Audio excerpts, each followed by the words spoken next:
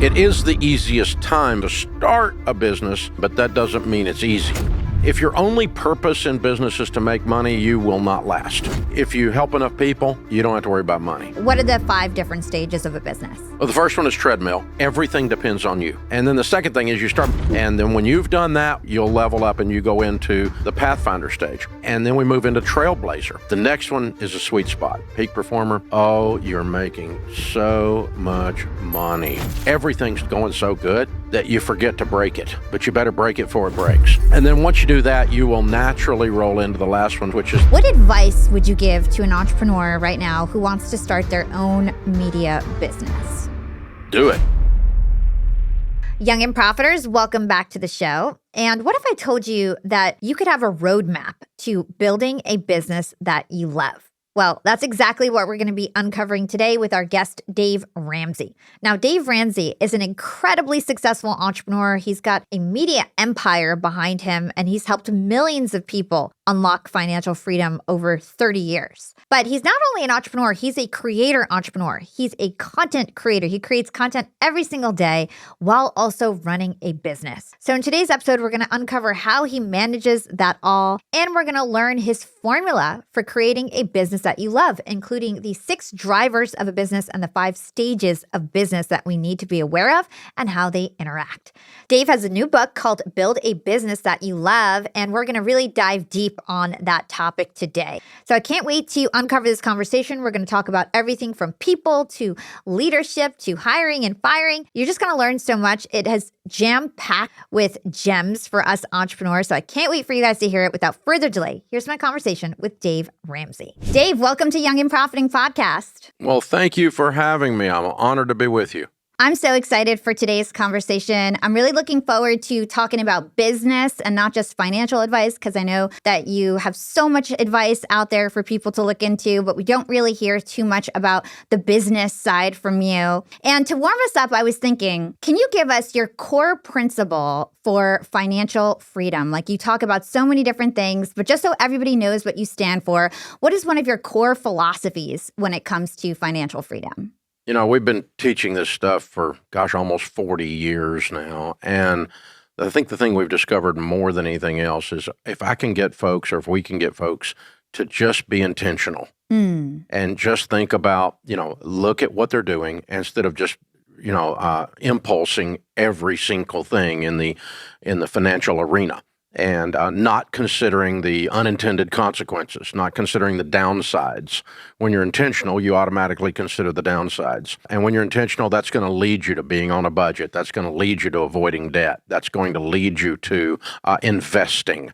Because no one says, hey, I want to work my whole life and have no money. That's not an intentional thing, right? I want to be broke and deeply in debt and hundreds of thousands of dollars of student loan debt and car debt, and I can't breathe. No one sets out for that to be their goal. They fall backwards into it from a lack of intentionality. Yeah. So you have been preaching financial advice for so long, but I found out that you actually started your career with a radio show, a really small radio show. And it all started because you kind of hit rock bottom, and this was really like your way out of that, getting this radio show. So talk to us about financial ruin and what happened there, and then how you started with your first radio show. Well, when I got out of college, I got married, and Sharon and I were broke. We had no money. And I went through a couple of jobs, and then I started buying and selling houses, doing flips. And that's before there was cable TV and before Chip and Joanna were born. So this is way back there in the early 80s. And so I was good at it. I grew up in a real estate household, and I was doing a lot of flips and making profit. But I borrowed a lot of money to do that, and I continued to borrow short-term notes to do the flips because we weren't holding the property. We were flipping it. The largest bank we were dealing with got sold, and they looked down and said, there's a kid, 26 years old, owes us $1.2 million. This is scary. $1.2 million in 1982 was some money. And so they called our notes. And then another lender heard we were in trouble because we were in trouble. And so we had to come up with all of the $3 million worth of debt that we were in like 6 months. And that was impossible in the real estate business. So it started a crash of foreclosures and lawsuits and stress that lasted 2.5 years. And finally, with a brand new baby and a toddler and our marriage hanging on by a thread, we hit bottom after 2.5 years. I made $250,000 one year. The next year, I made $6,000. I spent the whole year selling everything, trying to pay the bill. And so at 28 years old, I got the opportunity to start over. And I went to, buying and selling real estate again. But this time I was just doing it as a wholesaler, just pitching it to other people that I in the business because I had no credit and I had no money to eat, to feed the kids. And then gradually I started learning common sense financial principles from old people that were rich and from the Bible as a Christian. And start telling people to live on less than you make and be on a budget and get out of debt. And that's what Sharon and I were doing to recover, to heal. That started as just a little Sunday school class at my church. And then we went on a broke radio station, as you said. It was talk radio. It was huge in those, or it was just beginning in those days, actually. And Rush Limbaugh was just coming on the scene, that kind of thing. We went on as just a lark, just for fun. We weren't paid.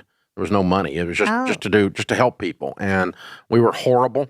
We were awful at it. And the accents were super thick and the country fried and hillbilly. And if you heard those tapes, you would really get a good Saturday Night Live skit laugh. And so, but that's how we started. And people got helped and they kept calling because they kept getting helped. And that was 34 years ago. Incredible what you've built with it. It's turned into this whole big empire. So was there any pivotal moments where you're like, wow, this is going to be way more than just a radio show? What were some of the key moments that you remember? I'm like you, I'm an entrepreneur at heart. And so we see a need and fill it. And I'm looking around going, getting people out of debt. This is not exactly a niche market. I mean, this is huge. It's mammoth. And we always laugh and say, me and Jenny Craig got a big job. And so it's like, it's crazy out there. And so we knew it could be huge based on the need. But what I didn't know at 33 years old when I started, 34 years old, 32 when I turned on a microphone, that I had no idea how much work it was going to be to monetize it, to scale it, to build business models and systems and products that would insert themselves at volume into people's lives. I had no idea how much work, and I had no idea what I didn't know. I didn't know what I didn't know. I probably wouldn't have done it if I'd have known how hard it was going to be, but it's a lot of work. We've worked our tails off for a long, long time. And but it's fun, and we've helped a lot of folks, and it's turned into a wonderful, wonderful life. Yeah, and now you've learned so many principles that you're teaching others to help build a business, not only just gain financial freedom. So you started this show, this first radio show in the 90s, and so much has changed over the past 30 plus years in terms of how people consume content.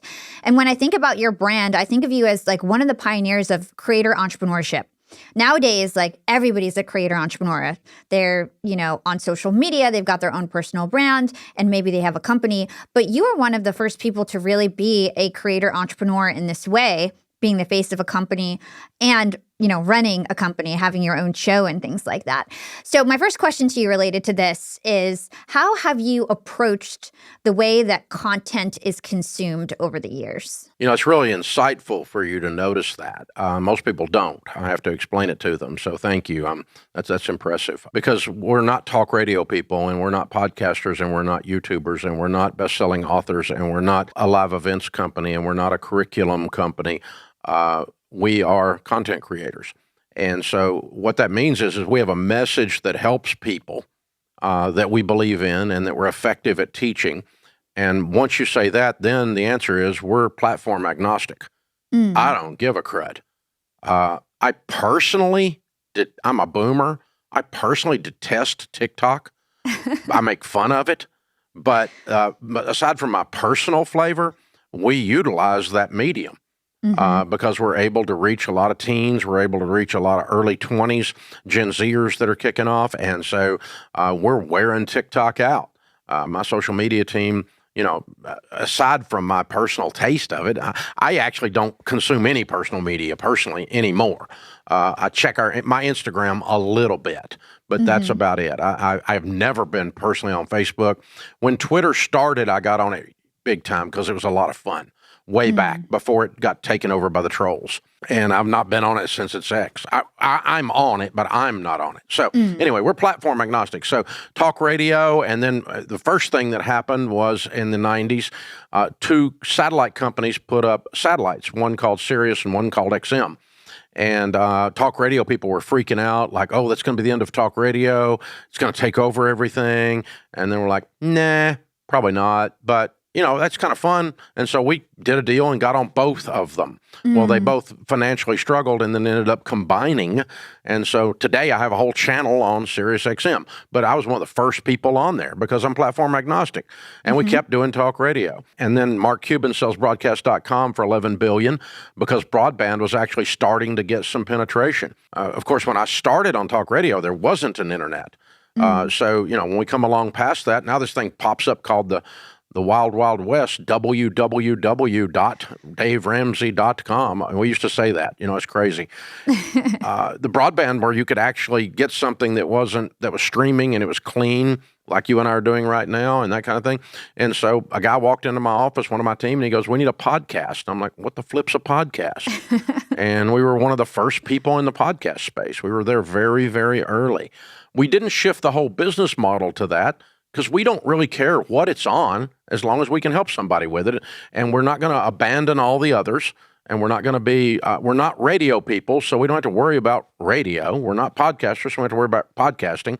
And if one of them gets mad at us or the other, that's their problem. We're going to be on everything. I love that. I love that approach. I love how you guys have been just platform agnostic. It's all about the message, just a different megaphone.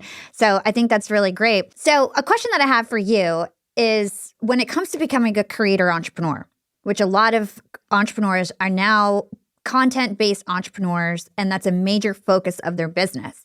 It's very different from being just like a traditional CEO, right? And I find myself like wearing so many hats 2 days a week. I'm recording all day, recording my podcast, recording commercials, and it's very hard to balance it all. So what has been your secret of being the face of your company and having to produce content, not only just being the face once in a while and doing speeches and things like this, but actually having to produce content every day and also managing your business? How do you juggle it all? You're right. We do 3 hours a day of talk radio that turns into a podcast and also turns into a YouTube show that's much less than that because there's so stinking many commercials in radio. So by the time we extract those with the algorithm and put it back on, but we're sitting in this seat every day doing a 3-hour show and have for 30 plus years. So I'm both, you're right, I'm both the product and I am the CEO. And so what do I do? Well, I've got to be able to and master the task of shutting off one and turning on the other.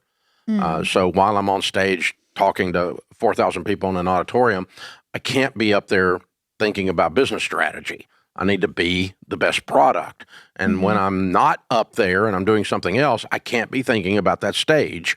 I've got to be the best CEO.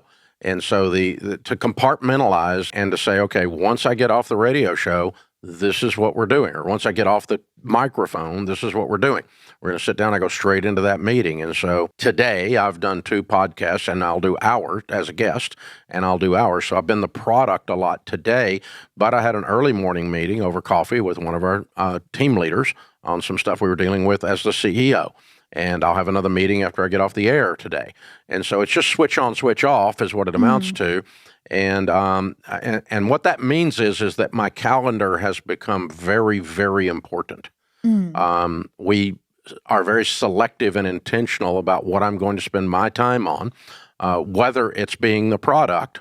And so I can't go speak to a group of 35 people. I don't have the bandwidth to do that and still run the company. I have to turn that one down.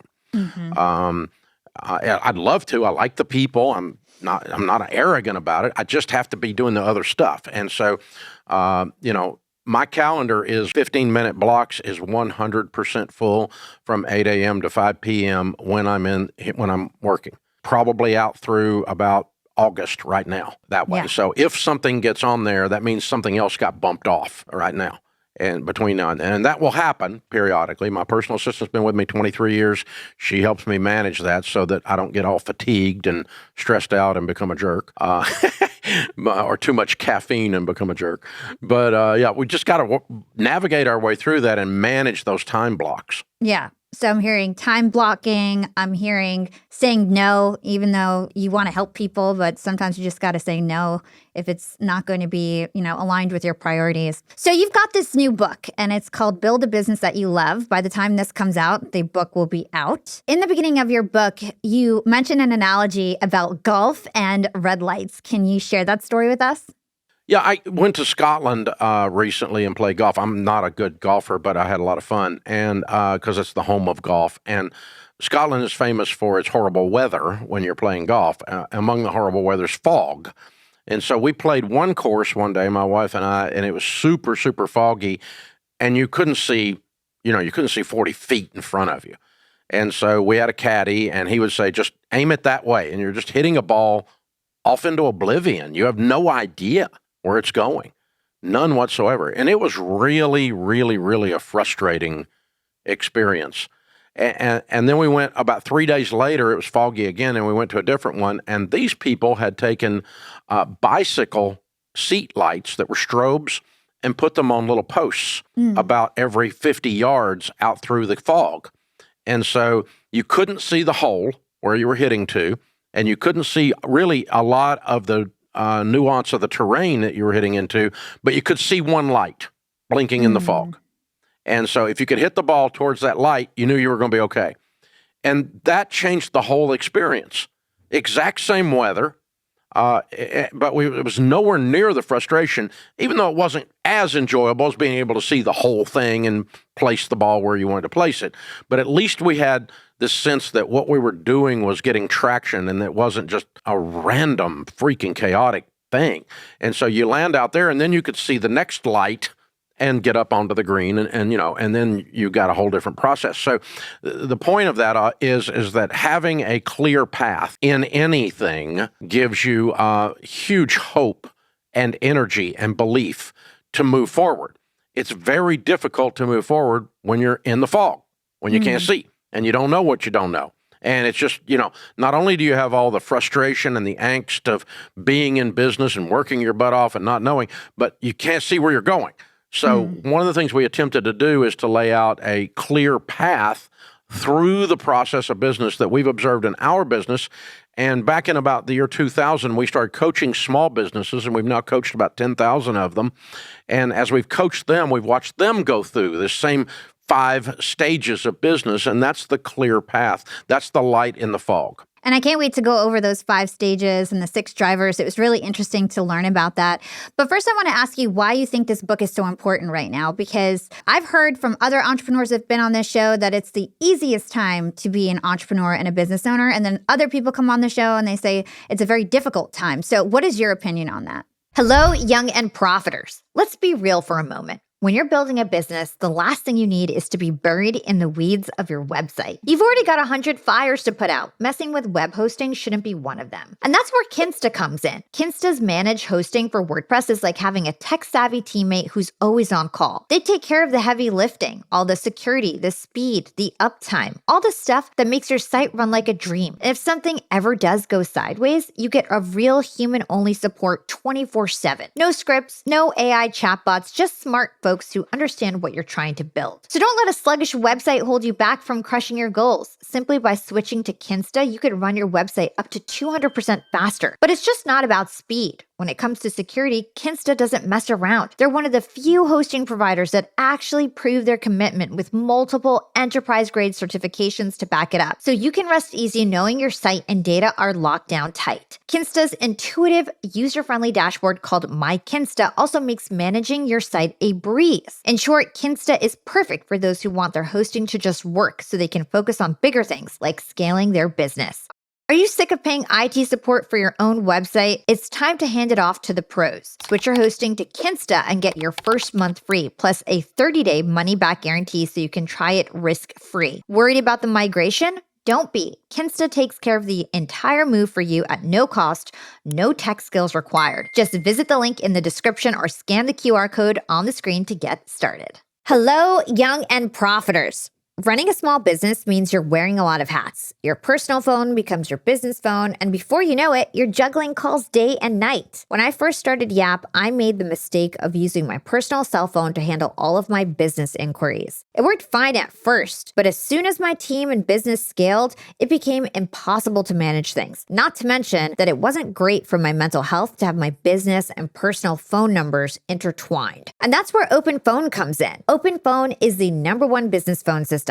They'll help you separate your personal life from your growing business. And for just $15 a month, the cost of a few coffees, you get complete visibility into everything happening with your business phone number. Open Phone works through an app on your phone or your computer, and it integrates with HubSpot and hundreds of other systems. They use AI-powered call transcripts and summaries. So what that means is that you get a summary of your phone call and action items as soon as you hang up. And if you miss a call, automated messages are sent directly to your customer. Open Phone is awesome. It's affordable, it's easy to use, and whether you're a solopreneur, one-person operation, and you just need help managing your own calls, or you've got a large team and you're looking for more efficient collaboration, Open Phone is the solution for you. Right now, Open Phone is offering 20% off your first 6 months when you go to openphone.com/profiting.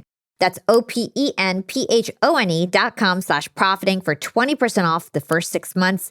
That's openphone.com/profiting. And by the way, if you have an existing number with another service, Open Phone will port them over at no extra charge. That's openphone.com/profiting. It is the easiest time, but that doesn't mean it's easy. That's what it is. I mean, ease of entry into the world of content creation, as an example, you can just decide one morning and you have a YouTube channel. You only have 2 people watching it, but you can decide and start. You can start a podcast. You can start and print a book today very easily. You can become an author very easily. The ease of entry into, for instance, your world, my world, is amazingly easy in terms of the actual tactical things. But starting and running a business is hard. As soon as you become self-employed, you realize you have a jerk slave driver for a boss. I mean, your boss will work you to death when you're self-employed because they think about it all the time. And they think about what you should be doing all the time. And you're just consumed with it. And you do stupid stuff and it hurts. And you make mistakes, lots of them, and you have to survive them. So easiest time to start a business, that's the tactical thing and all that. But it's still hard because the first prototype you come up with is your sweet little baby, and then you figure out your baby's ugly, and it's never even going to make it to market. We've got to iterate this ugly baby and get it because it just sucks. It's awful. And we do that at Ramsey to this day. We're messing with products. We're putting them out for tests. We're doing beta with them. We're doing all kinds of stuff where we'll test stuff on a reel and throw it out there. And if the reel goes crazy, we ask ourselves why, and does that indicate we should be in a product lane and all that? And it's, no, it's not easy, but it is easiest to start that it's ever been. So you ought to do it. And the other thing that's happening right now, too, that's super exciting. I've got 1,100 people on our team right now. Wow. And somewhere around 650, 700 of them are millennials and Gen Zs. Most of them are millennials and Gen Zs, in other words. And those 2 generations are the most exciting entrepreneurs I've ever seen in my life. They are amazing entrepreneurs. They don't trust the standard way of doing things, and they color outside the lines, and they've grown up with a magic wand in their hand that if they push a button, stuff happens, and you can get the answer to anything. And so they believe anything's possible. They have an abundance mentality, not a scarcity mentality. They distrust traditional processes and bureaucrats, which is what every entrepreneur should do. And so these 2 generations, the ones that you work with a lot and I work with a lot, I'm a huge fan, especially from an entrepreneur standpoint. So you're uniquely suited for this moment in time. Yeah. Well, that makes me feel good. That's a confidence boost for all the entrepreneurs tuning in who are millennials and Gen Z trying to make it work. But we still want wisdom from you. And you talk about these 6 business drivers. Can you break that down for us and help us understand why they're so important? What are the things that drive a business? We started asking ourselves, what are the components of business that we had to continually get better at? And as soon as we got around and got better at each one of them, by the time we came around, it was a whole new set of problems, and we got to get better at them all again. So these things spin out, and I would say we've rolled through these 6 drivers probably somewhere around 10 or 20 times over the years, over the 33 years here. And so there's not a set thing, but the point is you've got to get good at each, competent at each one, and as soon as you do, you get the opportunity to solve a new set of problems in each one. And so it starts with, most of the time, one of us wants to start a business, we have a product or service idea. So we skip ahead and start with product, which is a mistake, but it's normal. It's what most people do. It's, I've got this great idea. And that's what causes you to be a business person, causes you to be an entrepreneur. I've got this great idea. And that's okay. You've got to start working on the prototype. Like I said, it sucks. You're going to get to do it over. But you can start working on the first version of the show, the first version of the book, the first version of what the app, whatever it is, and start getting it out there. But really, the first thing that you had to work on before you got there and you didn't even realize it, number one, is personal. The person. And John Maxwell, my friend, one of the top leadership gurus in America today, has written a bazillion books, and his bestseller and my favorite of his is the 21 Irrefutable Laws of Leadership. The third law is the law of the lid. And the law of the lid says that my business will never outgrow my competencies and character. And so personal growth is 1,000% necessary to move forward. The person that started Ramsey couldn't even get a job at Ramsey today. That's me. Okay, the 33-year-old version of me, I couldn't even get on here. You know, obviously, I'm not the same guy. I've learned a lot from experiences, books, friends, mentors, events, taking notes, learning. So the problem with my business is in my mirror. That's the bad news. The solution for my business is in my mirror. That's the good news. This is a controllable I can control. I can continually fight, scratch, and claw to get better, smarter, faster, wiser, all of those things. So you got to do that one. The second one is purpose. And if your only purpose in business is to make money, you will not last. Business is too hard. It's too painful. There's too many emotional ups and downs. You work too freaking hard. And if all you want is a stack of cash, as soon as you get a stack of cash, you're going to figure out it doesn't do it. Now, I want you to make money. I like making money, and I believe in making money. I'm not against profit. I'm a capitalist pig. I love it. And so I want you to go do that, but it does not get you there. It doesn't fulfill you spiritually, psychologically, anything else. And we always just say, you know, when I was a little kid, I never had lobster until I was like 14 years old because I grew up in a redneck neighborhood. And Red Lobster came to town. That was the first lobster I ever got. But I loved it. It was my favorite. And I thought, man, if I ever get some money, I'm going to eat lobster every day. No, you won't. If you eat enough lobster, it tastes like soap. If you get enough cars, they're just a stupid car. If you get enough jets, it's just a stupid jet. I mean, you cannot get enough money for the stuff to give you fulfillment. That your spirit is not built that way. So you need a bigger purpose, a reason for doing it. At Ramsey, it's we provide hope. And we get great fulfillment from giving people instruction and a clear path in this book or in the Total Money Makeover on finances or whatever. We get great psychological income, spiritual income, fulfillment from meeting someone and go, hey, you know, our business was doing $2 million a year. We came through one of your entree leadership programs and we're doing $25 million a year. And that just makes me high. I love that because that means the small business guy who's one of my great who's one of my great loves in life is succeeding and I was able to be a helper. And I want to help them. I want to give them hope and I want to give them a process. So that's purpose. And then that leads you to people where you start adding people to your team. Oh, that's so fun.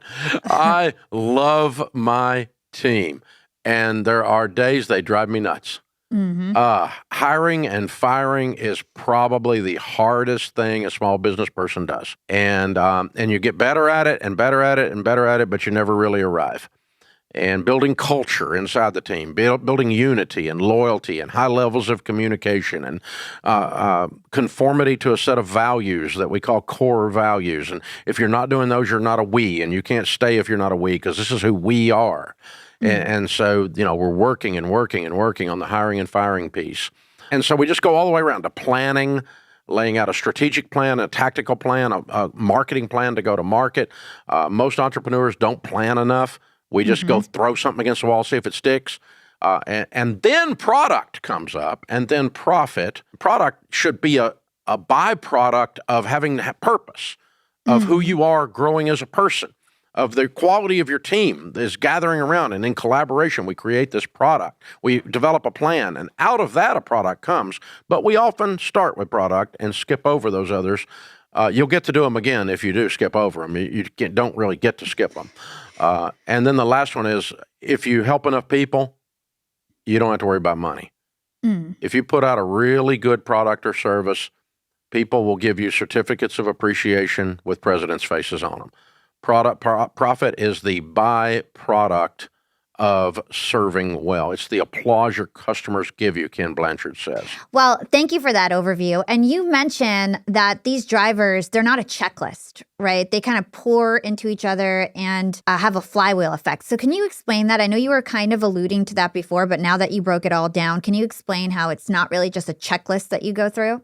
Because you get to do it again, and it does flywheel and pour into each other. You're exactly right. So, for instance, once we get around the wheel of the 6 drivers, you're sitting on that profit one, okay, and you're making some money. Well, you're going to grow. And in order to grow, we go back to personal, and the person has to get bigger to grow. And so if you haven't changed since you left the thing and came around, it's going to stall out.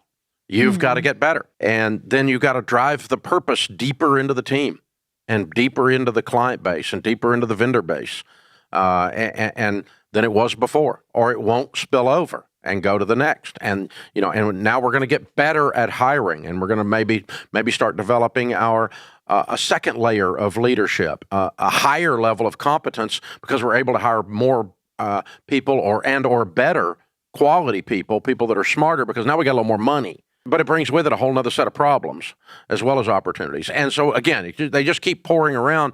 And then by the time you make a little more money and you come around, now you've got to grow again. And here the thing cycles again. So it never really stops. And it's not necessarily tied directly to the 5 stages, meaning it doesn't turn like once per stage. Sometimes you might turn all the way around that 3 or 4 times in a stage. That's very possible. I know we have at Ramsey as we've looked at it. Yeah. It makes me think, like, now that I have problems, I can be like, well, is this people? Is this product? What is the actual problem? Is it me? Right? So what's stalling the flywheel? Yeah. Because it is one of those buckets is stopped up. Yeah. When it comes to personal, I know a lot of entrepreneurs start out being really tactical. Right? We've just got to be scrappy. We're wearing so many different hats. And then as you grow, and like, for example, now I have 60 people who work at Yap all around the world, I have to become more strategic. But I was, programmed that I do well, or like good things happen when I'm tactical. So it's sometimes really hard for me to just like be strategic. So what advice do you have for moving from tactical to strategic as an entrepreneur? When I started, I couldn't spell strategic. All I was tactical. I'm an old salesman. And so get up, leave the cave, kill something, drag it home. I mean, that's about as tactical as it gets, right? And so push something. If nothing's pushed, if nothing's shoved, nothing happens. So push something, shove something, kick something. Go, go, go, go, go, go. Lack of activity will kill you. And that's how we start. And you should start that way. And you need to maintain that energy all the time, because you should have folks on your team at all times that are doing very tactical things. And they need to feel the energy and the importance of that tactical behavior. Because if all we have is an organization that plans, that's called a dreamer. And dreamers live in their parents' basement. We don't want to be a dreamer. We want to be somebody that executes dreams. And so you move through the tactical. The tactical has to be there. So, but I was beating my head against the wall at the treadmill stage, and even up into the second stage of Pathfinder. And so, because there's only so much tactical will move, because it's very inefficient once you start putting some scale to it, if it's not the execution of a plan. It's kind of like getting in the car and slamming on the gas and saying, I'm going to Florida. Oh, wait, where's Florida? I don't have a plan. I don't have a map. And you could end up driving in circles. You could end up driving the wrong direction. It might be a good party. We might have a lot of fun on the road trip, but we really are not very efficient about getting to Florida. If you want to get to Florida, you get the map out, and one of the map apps tells us the most efficient way, and then we begin to execute tactically on that strategic plan. And so what happened with me was people kept talking to me about this, and I wasn't very good at it. And I've learned in the personal to be good at it, but it wasn't my natural. I started hiring, we ended up with some people with MBAs on our team, and 100% of the MBA programs in America, Masters in Business, teach strategic thought. Mm-hmm. If you get an MBA, it's one of the things you're going to get out of getting an MBA. I don't have an MBA, but I have observed this and talked to a lot of MBAs that work for me or have worked for me over the years. And strategic thought is one of the things drilled into an MBA's head. And so they came on board and they're like, Dave, you're missing this. You need to do strategic thought. And I'm like, I don't want to do it. I want to get work done. And they're like, no, your work will be more efficient. And I'm like, if you get above it, get a 30,000-foot view, you can actually walk around the barrier instead of running through it. And but you just have to know there's a path around it, and you can't see it while you're looking at it. You got to get above it.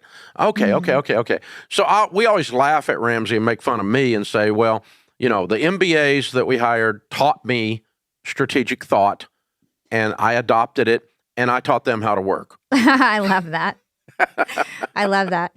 Now, I know you've been kind of teasing the stages. So just so everybody's like on the same page and understands all the different stages, and then we can talk through drivers and stages some more. But what are the 5 different stages of a business? Well, the first one is treadmill. And that's where we all start. And you work your butt off, and it's very chaotic.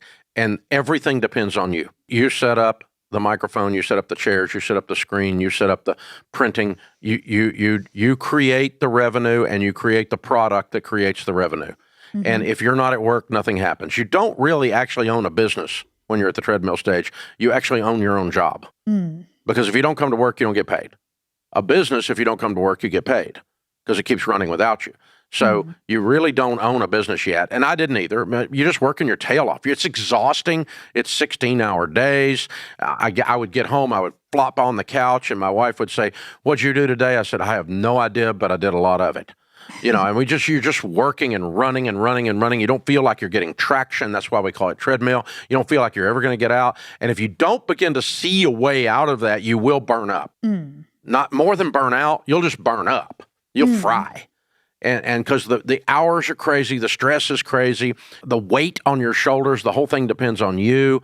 The dream is going to die if I take a minute off. I can't let it die. I got to get this done. And it's a lot of fun. You're very important because you are very important. And that's kind of nice. And you can really see the short-term feedback loop. You get real quick results and real quick answers to your questions because you're it. And that's very rewarding, but it's not sustainable. And so the way you level up to the Pathfinder stage, the next stage, is you work on a couple of things. One is you work on time management, and you start with the idea of, I have got to do some things that I have to think past Friday. I can't quit. I have to quit thinking short-term only. And I've got to start time blocking. And I've got to say, all right, I have to block out time to, the discussion we're having, to be the product, and I have to block out time to make sure the accounting is done, and I have to block out time to make sure the SEO people are doing their job with all the social media launches and reels and shorts and TikTok drops and whatever we're doing. I got to watch over their shoulder as the leader and make sure they're getting that done. And I have to block time for that. It doesn't happen unless I block time and I look at it and make sure it happens. So time management is one of the things you do to level up. Very careful time management away from the treadmill. And then the second thing is you start making your first hires here, to where all the production of the actual unit of service or good is not dependent on you. As a matter of fact, you quit doing it. They do it. You might be the product like you and I are, but the video, the editing, the placement, the chopping up and sawdusting out of the actual piece of content, in the case of content people, is not dependent on you. You're going to do your thing in front of the microphone, then somebody else is going to do all that. So we start to put people in place, which is where you are right now. You've done that. And in your case, you usually have 10 to 50 or 60 people at this stage. That would be typical. It's not necessary to be at the stage, but that's about where you are. So you start to delegate the creation of the product and the creation of the revenue. Now you're starting to own a business. And then when you've done that, along with time management, you'll level up and you go into the Pathfinder stage. And at Pathfinder is where you discover you've really got to lean into your values, and your people that you're starting to hire have to be able to complete your sentences. What would Dave do in this situation? What would Dave say in this situation? And if they can complete your sentences, you've got a delegatable environment. But if they don't know what you would do, then they're frozen every time a decision comes in front of them. And so they haven't been trained yet on the values, and they haven't been trained on the decision-making paradigms. And so we train them. We start to build that level of delegatable people, and then we move into Trailblazer. And Trailblazer is the biggest thing that holds you back in Trailblazer is the middle. It's the middle one. It is really frenetic. There's a lot going on. It's so fabulous. A lot of chaos. And the thing holding you back now is what got you here won't get you there. And so you've got to implement systems that are more sophisticated than you've ever done, processes that are more sophisticated than you've ever done, technologies picking up the weight of things that people have been doing on paper. You've been killing too dadgum many trees. We've got to get this digitized. We've got to get this accounting system where it's efficient and automated, not where we have to pull 17 spreadsheets together to make a basic accounting system work. That's ridiculous. And so, but it got us here, but it won't get us there. It's not taking you out. It's not going to keep you, but it's going to keep you from moving forward and getting bigger. And so you really start working on systems and processes. I resisted this stage a lot because I didn't want to be corporate America. I didn't want a bunch of rules. I didn't want a bunch of freaking policies, policy manuals, and people saying, well, accounting said we can't do this, or legal said we can't do this. Bull crap. We got to get this done. And I didn't want that. And so I resist processes because I like the chaos of entrepreneurism. But it won't get you there. You've got to increase your sophistication level and start to do those things. And this is also the place where you start doing your first real serious strategic planning, where you really start looking forward. Not just 2 weeks out, but a good solid 6-month and 1 year plan. Probably some rolling 18 strat ops are going to go on where you do strategic operations, you do some offsites, you sit down, you shut everything down, get the best minds in the room. Where are we going? How are we going to get there? You convert the strategic plan into tactical breakouts of defined objectives, and you get in gear and push it through. And the team is all bought into it. We all know where Florida is, and we all know how we're going to get there. And we know Georgia's going to make sure the tires are good, and Sally's going to make sure that the car's got gas, and Henry's going to make sure we got lunch in the back, and so on. Whatever we got to do to get there. What are the defining objectives that keep us from getting there if we don't do them, and get us there if we do them? When you do that, you move up to peak performer, the 4th stage. That might take you 20 years to do that. It's not going to be 20 months. I don't know how many years. It's not a set number of years, but we have observed that people will move through these things, and only to the extent they do the stuff to level up will they move into that next stage. But the next one is a sweet spot. Hey, young and profiters, I know that so many of you out there are in your grind season. You're working your 9 to 5 and your 5 to midnight, building that side hustle dream. And that's how I started Yap Media, and we're on track to hit 8 figures this year. If you're a side hustler, you know how hard it can be to find the right tools without breaking the bank. And I wish I knew about Microsoft Teams free when I was side hustling. Because with Teams, you get pro-level collaboration tools without the hefty price tag. You can host free video meetings for up to 60 minutes. That's perfect for brainstorming sessions or client calls. Plus, enjoy unlimited chat for real-time collaboration with your side hustle team, no matter where you are. They can do file storage so that you can keep your clients' documents, brand assets, invoices all organized. They even have community spaces for your individual teams so that you can get your projects done more efficiently. Microsoft Teams is free and it replaces so many different tools. I wish I knew about this tool when I was starting Yap Media. It would have solved so many problems for us and we would have saved so much money. What's better than free? Try Microsoft Teams free today at aka.ms/profiting to try Microsoft Teams for free today.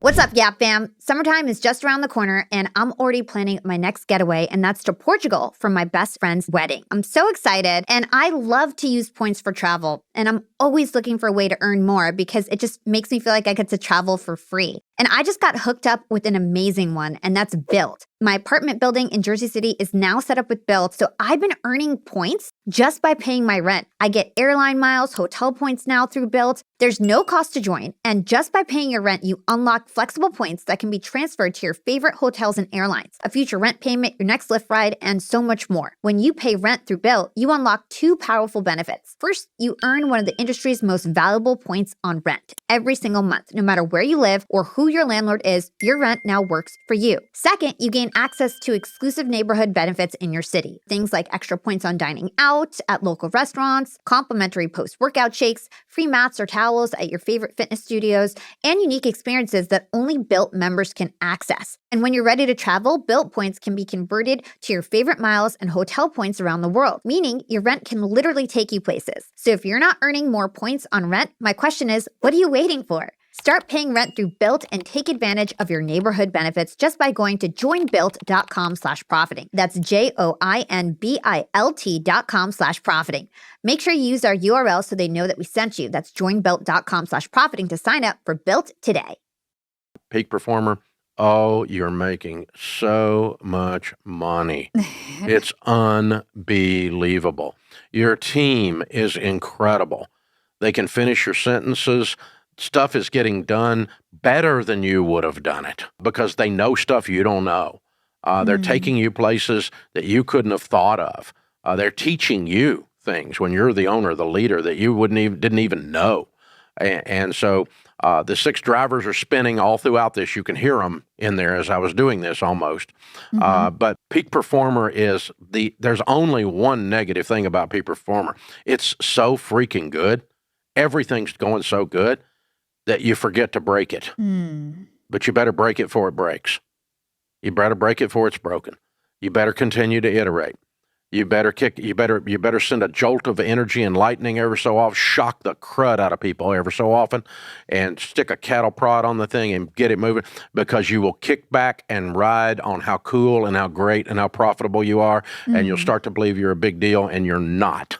You're just doing good. That's all. So this one's real easy to settle in because everything's going so good that you can take your hand off the wheel and put your feet up on the dash and run the car in the ditch. Don't do that. You've got to keep driving. You got to keep thinking. You got to keep getting better. You got to keep iterating. You got to keep killing bad products and inventing new ones. You got to keep going. And then once you do that, you will naturally roll into the last one, which is where Ramsey is, which is the legacy stage. And that's where we start talking about succession planning. We start talking about how this thing survives the individual, whether it's through a sale, whether it's through a succession plan. In our case, my children are in their 30s and 40s, and they are the owners of Ramsey, all but 1%, and I own the only voting stock, so I'm still in charge. But anyway, but they, the ownership is already passed. The leadership team can carry this without me. We now have multiple other brands other than me on the stage, on the microphone, called Ramsey Personalities, and the show actually gets higher ratings when they're on than when I'm on, which is distressing to me personally, but it was the plan. So it's kind of insulting, but yeah, it's real. And so it means our plan's working. We've been working on that for 16 years, by the way. Wow. While we were riding along in Peak Performer, we've been working on how we were going to create a succession plan, how we're going to implement it. We kept asking ourselves, if Dave dies this year, how much of this place survives? When we started, it was 3% would survive 16 years ago, because I was 100% dependent on my being the product, even though we were in the Peak Performer stage. But nowadays, it's like 97% would survive without me. And so I've worked myself out of a job, so to speak. Which means I'm a fabulous leader, but it also hurts my feelings on a personal level. Sometimes you got to get ego out of the way, right? For what's best for the business. Hard. So when I was thinking about this and learning about all these stages, I was like imagining like our company, where we're at. I think we're like somewhere between the Pathfinder and the Trailblazer stage right now. And when I was thinking about being a treadmill entrepreneur, I found myself thinking, I feel like parts of our business have moved back to treadmill because now it's way slower to hire. The people who used to be directly working for me are now leading departments. And then I find myself, again, working a lot. because we haven't hired fast enough because we have all these new fancy processes. And I used to just go on LinkedIn and poach whoever I wanted. And now it like might take 3 months and then that compounds. And then suddenly I'm doing grunt work that I wasn't even doing 2 years ago. Now I'm doing it again, right? So is it possible to actually move some of your business back to certain stages? Or like, what are your thoughts on that? Yeah, anything that's new or broken is going to start at treadmill. And so you can have a company, an organization that's running all the way up at Pathfinder, but when you launch a new product, everybody on the brand new product starts at treadmill. Yeah. We're all gutting it until we get the thing up and moving. And when that product starts to monetize or that service starts to monetize, it can start to you could fill positions to carry it. But in the meantime, it's somebody's got 2 jobs. You know, I got to lift this new baby out of the NICU. Yep. And but yeah, so anytime you're launching, or if you have something that gets in the ditch, we've had product lines that they just kind of got the flu and then they got pneumonia and they were sick, you know, and we had to stop and take care of the ill patient. And then how do you get them going? Well, you know, paddles clear, you know, and you're boom. And you get them going again, and that's like starting a brand new product almost. So yeah, it's going to start at treadmill. The good news is those those departments or those product launches or recovering areas, they'll blast through the stages and catch up with the organization pretty quick because the organization is not functioning at that level. Now, I know you were talking about this lid on leadership, the note that John Maxwell says, the law of the lid, right? And you mentioned some characteristics about leaders, like they're servant leaders, they're humble, they can be godly, visionary. How can we start to learn how to be a better leader and start to emulate those characteristics? What I did was I read every book I could get my hands on of successful people. I read a lot of biographies of business people that were successful.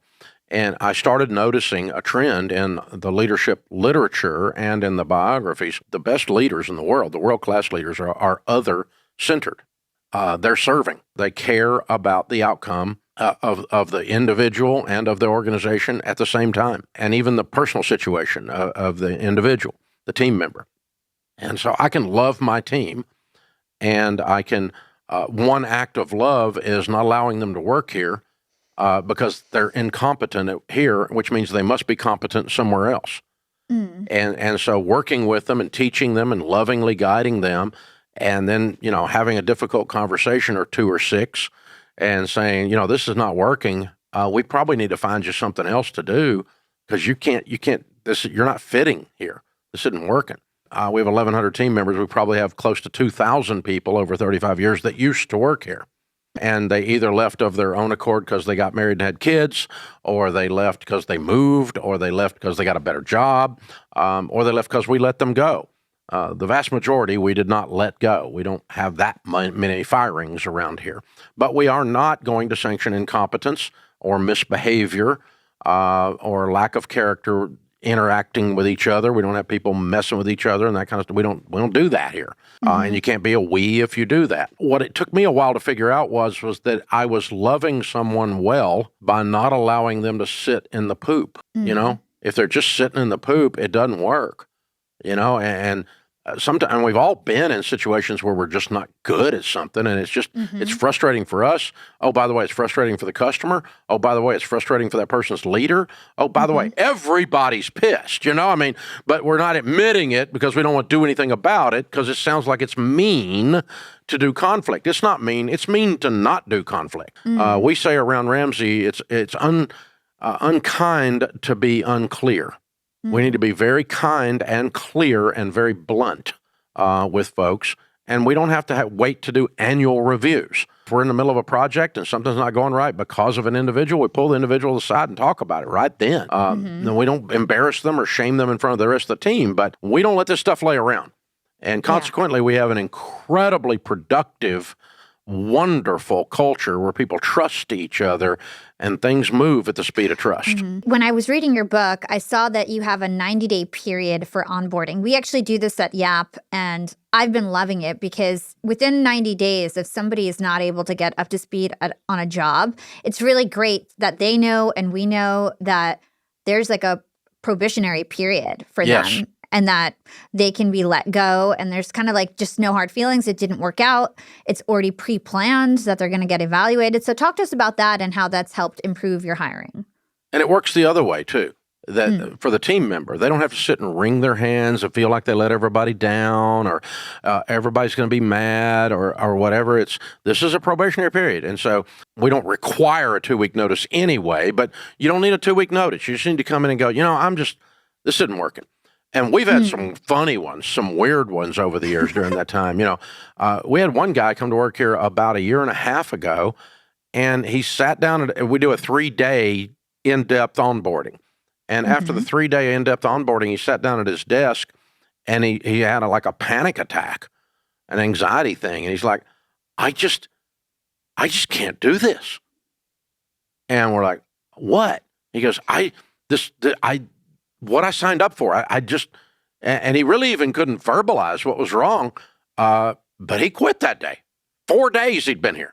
Oh my God. Well, that's better. It's better than, 40 months of lack of productivity and everybody around him's frustrated and he's angry and he doesn't even know why. He couldn't even verbalize what the panic was from.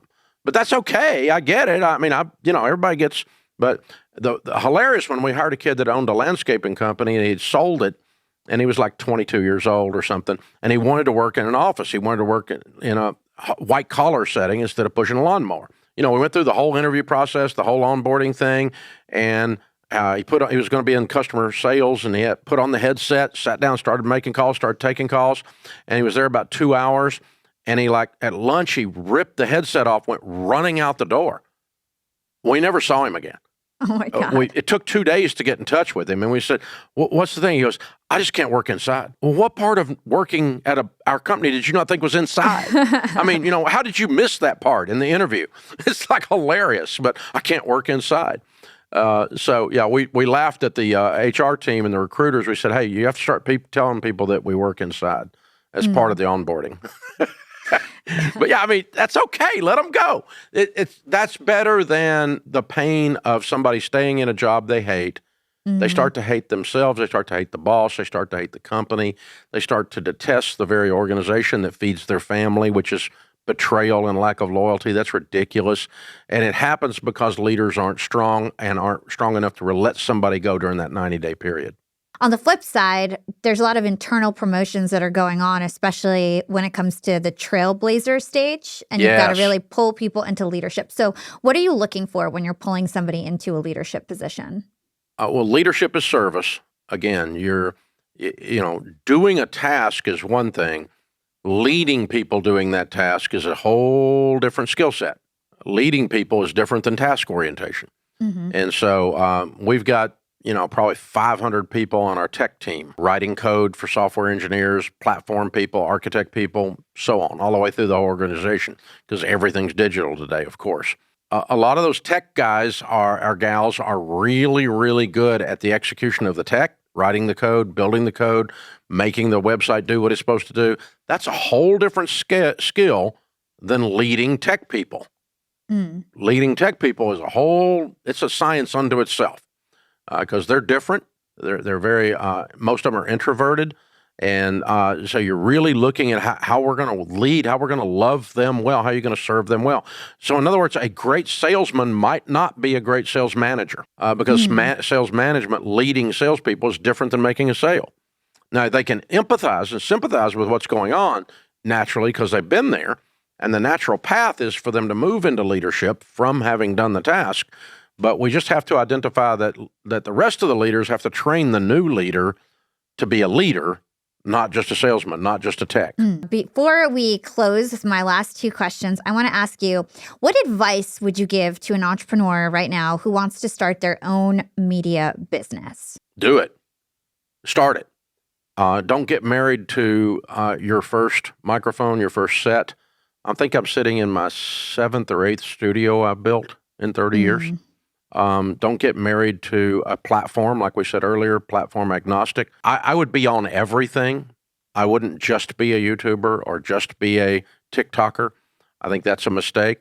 Now, each of the platforms we all know watching this or participating in this, they have different personalities, and you have to put different versions of you in that. I know that. I'm not saying that at all. But you need to get good enough at all of them and start using all of them. And it doesn't cost anything. Just go do it. You'll mess it up. Well, so what? I'm convinced about 90% of the ideas that we've had at Ramsey, including me, during the 33 years I've done this, is about 90% of them suck. That we survived them. We lost money. We lost reputation. We look back on that stuff and we look, oh, that's pitiful. You were awful. Those old tapes make me laugh. But do it anyway, because you don't know which 10% is going to work. Quit doing the stuff that doesn't work, obviously. But and every idea I have is a good one when I'm out walking in the morning, right? Or having a cup of coffee. Every idea is a good one. But when it hits the market, most of them aren't. So go do it anyway and keep going, keep going, keep going. Don't stop, never quit. I love the motivation. You taught us so much today. So I'm going to end this show with 2 questions that I ask all of my guests. The first one is, what is one actionable thing our young and profiters can do today to become more profitable tomorrow? Make sure you're always wearing your customer's shoes. Quit thinking about how you can make money. Think about how you can make their life better, and they'll give you money. I love that. And what would you say your secret to profiting in life is? And this can go beyond business. Well, in my case, when we went broke, I had met God on the way up. I got to know him on the way down. And so my walk with God has changed my entire life. I'm a different man. I'm a different dad. I'm a different husband. I'm a different leader. And that faith journey is woven into any story that is a Dave Ramsey story. So that might not be true for others, but that's the answer to my question. And where can everybody learn more about you and everything that you do? Oh, it's pretty well everywhere. I think you can find it, but RamseySolutions.com is the mothership website, and you can find all the stuff going on there. I'm sure everybody knows where to find you, Dave. Thank you so much for joining us on Young and Profiting Podcast. Honor to be with you. Very good job. Thank you for having me.